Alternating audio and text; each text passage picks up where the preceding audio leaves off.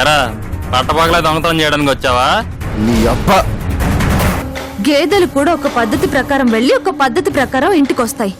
వాటికున్న పద్ధతి కూడా నీకు లేదు.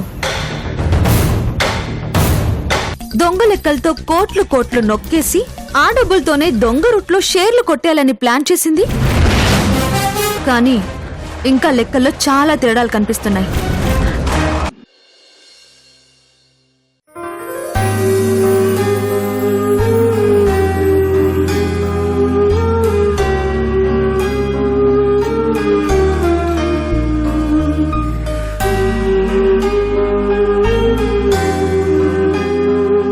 అమ్మా, ఈ కారు భలే ఉంది. సీట్ అయితే మన దిండు కంటే మెత్తగా ఉంది తెలుసా? చిన్ని జాగ్రత్త, పడిపోతావు. పడిపోయినా దెబ్బ తగలదక్క, చాలా మెత్తగా ఉంది కదా.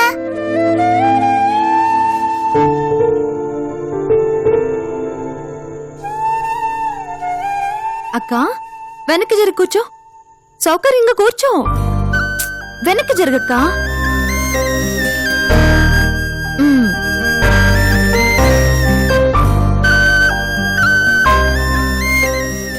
మీనాక్షి, ఎన్నిసార్లు అడిగినా చెప్పట్లేదు. అసలు ఇంతకీ ఎక్కడికి వెళ్తున్నామమ్మా? ఏ అక్క, చెప్పకపోతే రావా?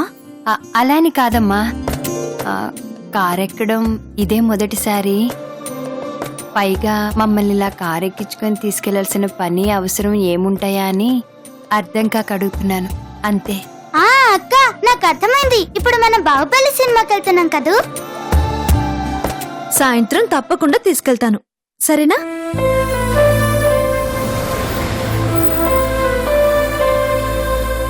అక్క దిగు.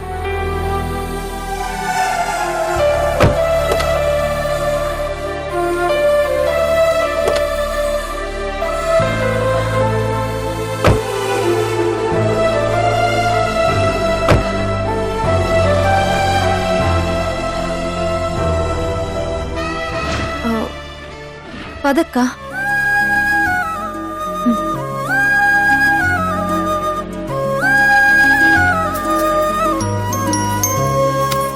అమ్మా, ఒకసారి ఇలా చూడు. షాప్ కి నీ పేరే ఉంది, దుర్గా ఫ్రూట్ షాప్. చిన్ని, పేరు మాత్రమే కాదు, షాప్ కూడా మందే.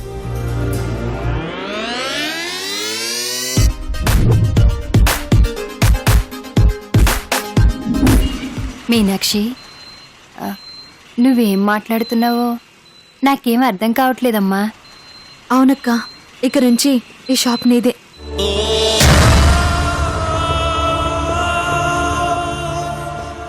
ఏంటమ్మా నువ్వు చెప్పేది? నాకు ఇంత ఇంత పెద్ద షాప్ ఎందుకమ్మా? నేను నీకోసం ఏం చేశానమ్మా? నా కోసం నువ్వు ఇంత ఖర్చు పెట్టి షాప్ తీసుకోవడానికి? ఒక అమ్మలా అన్నం పెట్టావక్క. నా జీవితం బాగుండాలని ప్రతి క్షణం ఒక సొంత తల్లి కంటే ఎక్కువ ఆరాటపడ్డావు. ఇంతకంటే ఇంకేం కావాలక్క ఈ అమ్మ రుణం తీర్చుకోవడానికి?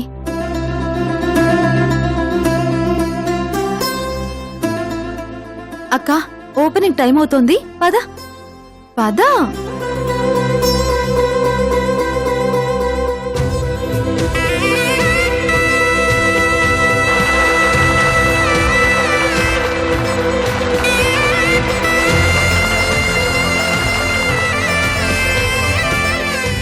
రమ్మా. మా మేడం దేవకి గారు. నమస్తే అమ్మా. మా అత్తయ్య గారు. నమస్తే అమ్మా. నమస్తే అమ్మా. చిన్ని, ఈ రిబ్బన్ కట్ చేసి నీ చేతుల మీదుగానే మన షాప్ ఓపెన్ చేద్దామా? తీసుకో.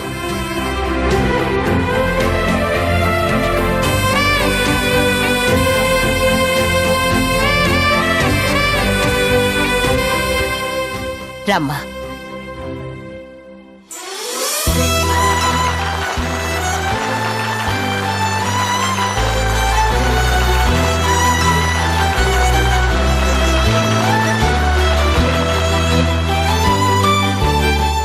పదమ్మా, రాక్క రా.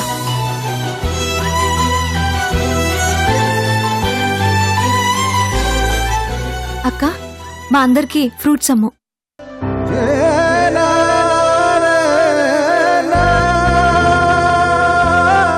అలా చూస్తావేంటక్క, ఇవ్వు. వెళ్ళక్క. మీనాక్షి, మనసును కడగాలనే ఆశ. అక్క మీనాక్షి, మినుకు మినుకుమంటోంది మనిషిగా బ్రతకాలనే ఆశ. గుండెల్లో అక్క ఏంటక్క ఇది? చిన్నపిల్లలా ఏంటిది? నెత్తి మీద బుట్టేసుకొని కాయలు అమ్ముకుంటూ దీన్ని ఎప్పటికి ప్రయోజకరాల్ని చెయ్యాలని బాధపడని రోజు లేదమ్మా. ఇలాంటి షాప్ ఏదైనా ఉంటే దీని భవిష్యత్తు తీర్చిదిద్దటానికి ఒక ఆధారం ఉంటుందని ఎప్పుడు కలలు కంటూ ఉండేదాన్ని.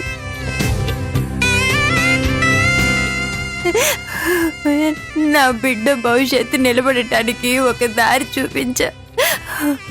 మీనాక్షి, నీకు జన్మ జన్మలకి రుణపడి ఉంటానమ్మా. అక్క ఇలా రుణం అనే మాటలతో పరాయిదాన్ని చేయొద్దక్క. అయినా ఇది ఆనందంగా ఉండాల్సిన టైం, ఇలా కన్నీళ్లు పెట్టుకోవద్దు. అక్క ముహూర్తం దాటిపోతుంది, ఫస్ట్ మాకు ఫ్రూట్స్ అమ్ము. మేడం మీ చేతులతో మొదటి బోని చేయండి.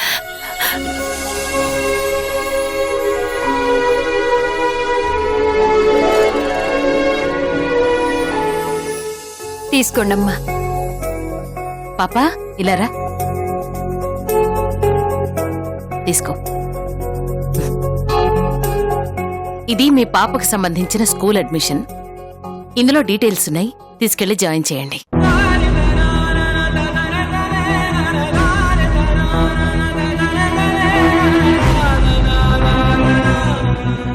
ఏంటమ్మా ఇదంతా? ఎందుకు ఇప్పుడు ఇవన్నీ? డబ్బున్నవారు సాయం చేయడం పెద్ద గొప్ప కాదమ్మా. ఇంత కష్టపడుతూ కూడా సాటి మనిషికి అండగా నిలబడాలని చూసావు చూడు, అదమ్మా గొప్ప లక్షణం. ఆ గొప్ప లక్షణానికి ఇది నేనిస్తున్న గౌరవం, అంతే తప్ప హెల్ప్ కాదు. పాపని బాగా చదివించు.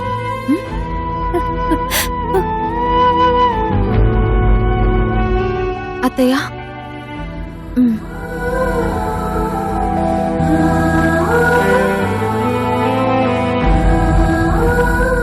తీసుకోండమ్మా.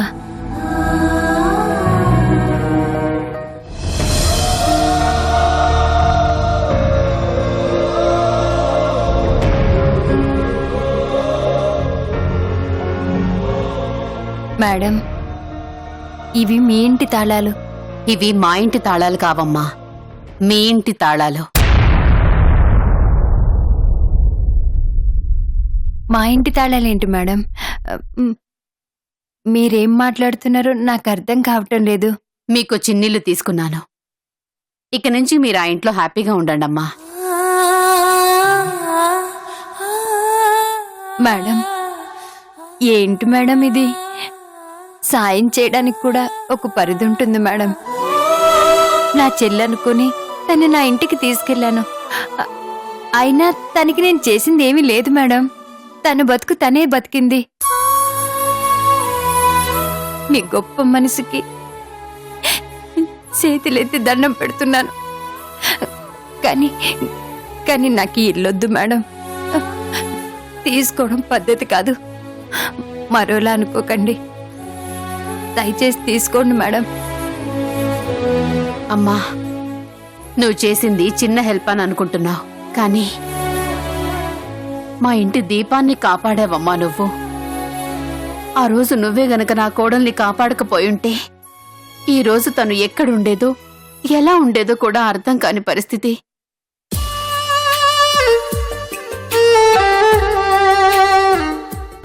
మా కోడల్ని ఈ రోజు నేను ఇలా ఆనందంగా చూస్తున్నానంటే దానికి కారణం నువ్వే. నువ్వు చేసిన హెల్ప్కి ఏమిచ్చినా రుణం తీర్చుకోలేనమ్మా.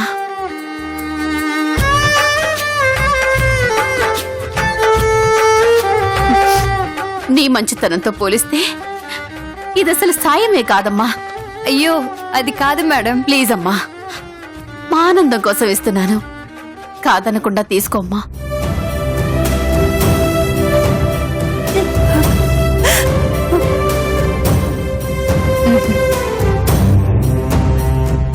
అపర్ణ గారు, మీలాంటి మంచి వాళ్ళు, మంచి మనసున్న వాళ్ళు పరిచయం కావడం చాలా ఆనందంగా ఉందండి. అలాగే నాకు కూడా మీరు ఒక హెల్ప్ చేసి పెట్టాలి. భలే ఉన్నారండి మీరు. నేను మీకు హెల్ప్ చేయడం ఏంటి? అవునండి, మీరు మాత్రమే చేయగలరు. ఇక నుంచి మీనాక్షి మాతోనే ఉంటుంది.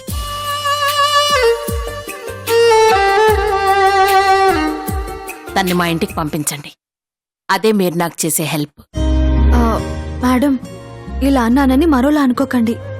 ఇప్పటికీ మీరు నాకు చాలా హెల్ప్ చేశారు.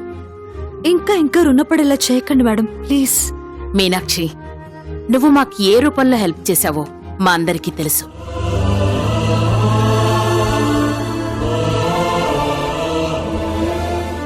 మా అందరి ప్రాణం ఈరోజు ఒక మంచి కుటుంబంలో క్షేమంగా ఉంది అంటే దానికి కారణం నువ్వు. ఆ రోజు నీ మాటకి ఎదురు చెప్పలేదు.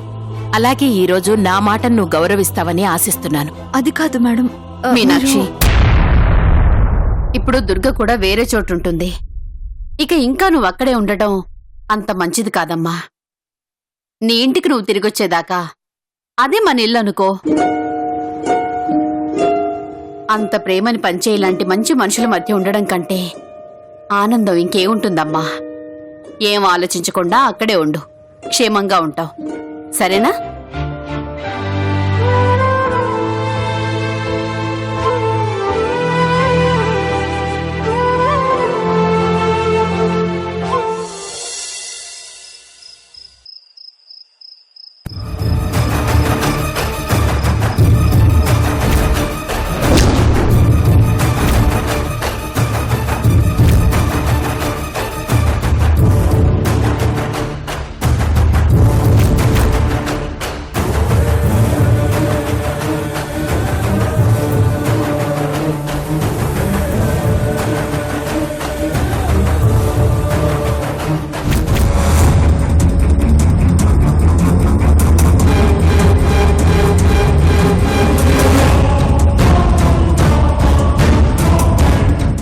బ్రో వచ్చావా?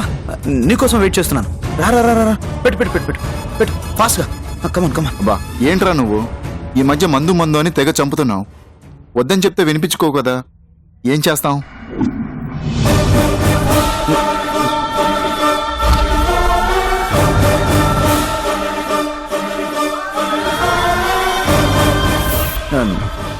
నువ్వు కూడా కూర్చో బ్రో. లేదు లేదు, నాకు కొంచెం ఇంపార్టెంట్ వర్క్ ఉంది, నువ్వు కానీ.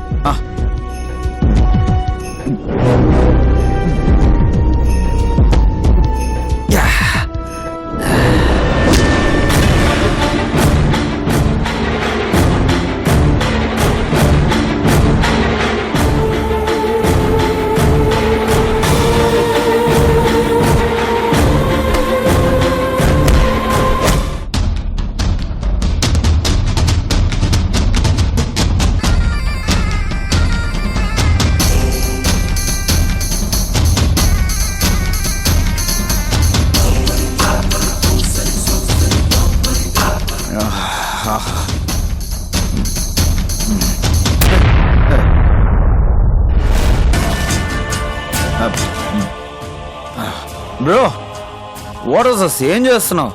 ఊడుస్తున్నాను బ్రో. నీకేనా పిచ్చా? ఈ ఇంట్లో ఇంతమంది పనోళ్ళు ఉన్నారు, నువ్వు ఊడవడం ఏంటి బుద్ధి లేకుండా? తీసి పక్కన పెట్టేసి మందు అవుదాం. రా కూర్చో కూర్చో. లేదు బ్రో, నేను నీట్గా క్లీన్గా ఉండటం నేర్చుకోవాలి. నువ్వు ఊడవడం ఏంటి సెన్స్ లేకుండా? అబ్బా ఏం లేదు బ్రో, ఊరికే నన్ను డిస్టర్బ్ చేయకు. అసలుకి కసువు ఊడవటం అన్నది ఒక కలంట. చీపురు పట్టుకోవడం దగ్గర నుంచి కసువు ఊడ్చి డస్ట్బిన్లో వేయడం వరకు అదంతా ఒక టాలెంట్ అంట. నా బొంద నాకేమో వచ్చి చావదు. అందుకే ఎలాగైనా సరే ఈ నైట్ అంతా కష్టపడి నేర్చుకుంటాను. మామూలుగా కాదు, రేపు అద్భుతంగా ఆఫీస్ అంతా ఊడ్చేస్తాను. నా జాబ్ పోకుండా కాపాడుకుంటాను. ఏ ఏంటిదంతా కసు ఒడ్డం ఏంటి, నా జాబ్ పోకుండా కాపాడుకోవడం ఏంటి? ఏంటి ఎందుకు ఇలా మాట్లాడుతున్నావు? ఎందుకేముందిరా, నీ భిక్ష మీద ఆఫీస్కి వెళ్ళాను. కుక్కని కుర్చీలో కూర్చోబెడితే ఏం చేస్తుంది చెప్పు? తోక ఊపడం తప్ప. అందుకే కనీసం ఇదన్నా నేర్చుకుంటున్నాను. అలా అని ఎవరన్నారు?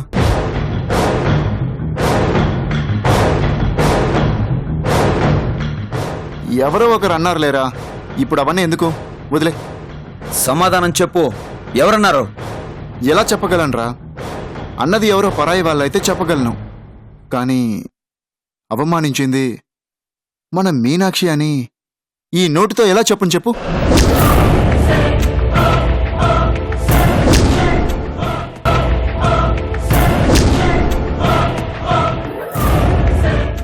ఇంత మాట అందా నిన్ను?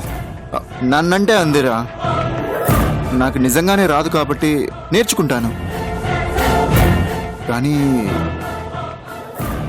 నిన్నొక మాట అంది చూడు, దాన్నే తట్టుకోలేకపోతున్నాను రా, తట్టుకోలేకపోతున్నాను. ఏమందే? అబ్బా, ఆవేశంలో టక్కున నోరు జారాన్రా. ఏం లేదు బ్రో, వదిలే. ఏమందే? వద్దు నాయనా, ఉన్న గొడవలు చాలు. అసలే బీపీ ఎక్కువ. నువ్వు ఎలా రియాక్ట్ అవుతావో నీకే తెలీదు. దానివల్ల మళ్ళీ లేనిపోని గొడవలు. అయినా అన్నది మన మీనాక్షే కదా, ఏం పర్లేదు, వదిలే. ఏమందే? అబ్బా, నీతో ఇదేరా ప్రాబ్లం. చిన్న విషయం మాట్లాడినా సరే భయం వేస్తుంది. ఏం లేదులేరా. ఏమందో మర్యాదగా చెప్పు. అది అమెరికాలో చదువుకొని వచ్చినా నీకు బిజినెస్ చేయడం రాదని అంది.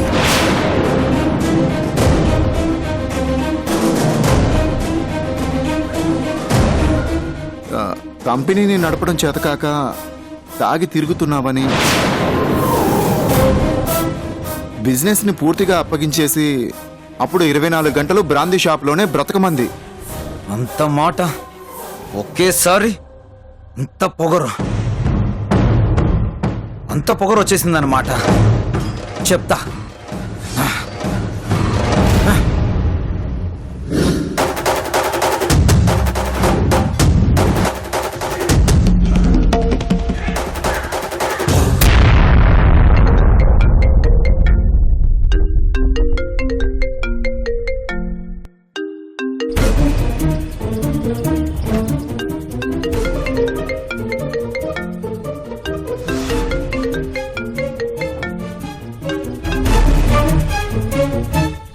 హలో. ఏమన్నావు నువ్వు? అయ్యో రామా, నేనేమన్నాను? హలో అన్నాను. తెలివిగా మాట్లాడుతున్నావా? ఇక్కడ కాదు, ఆఫీస్లో మా అన్ననేమన్నావు? నేనేమన్నాను? ఏమీ అనలేదే. మాట మార్చుకో. కుక్క అన్నా ఉంట కదా.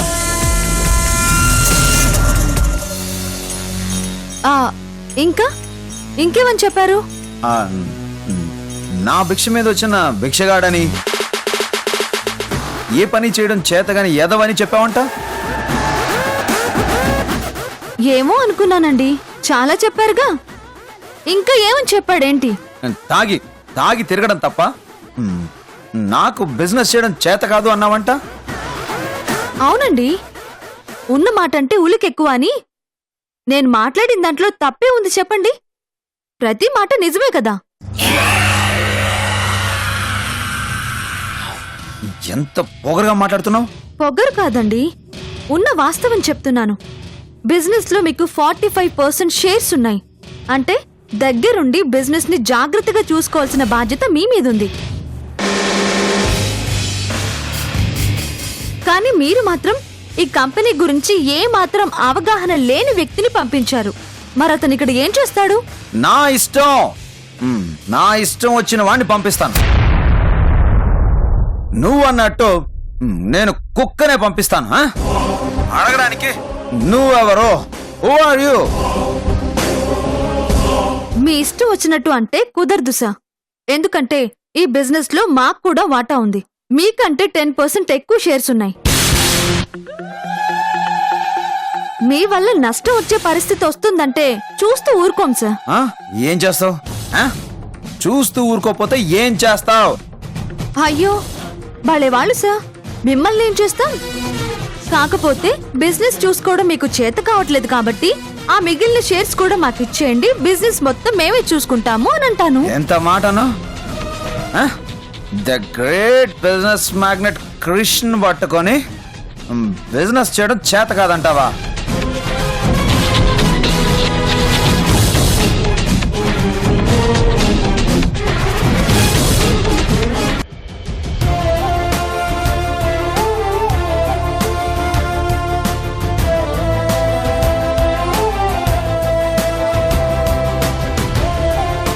నేను ఆఫీస్కి వెళ్తుంది పని చేయడానికి మాత్రమే కాదు, కొంతమందికి బుద్ధి చెప్పడానికి కూడా.